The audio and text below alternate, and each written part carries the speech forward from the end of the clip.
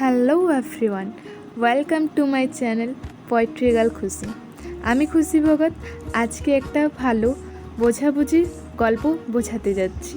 বোঝো, আসলে যে বোঝে সে কিছু বোঝে আরই বোঝে, আবার যে বোঝে না সেও কিছু বোঝে বলেই বোঝে না। বোঝার কথাটা তখনই বেশি গুরুত্ব লাভ করে যখন অপরজনটা বোঝে না।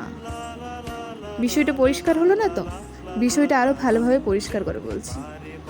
বিষয়টাতে বোঝার বিষয় আছে। যা বোঝার আছে তাও বোঝার আছে, যা বোঝার নেই তাও বোঝার আছে।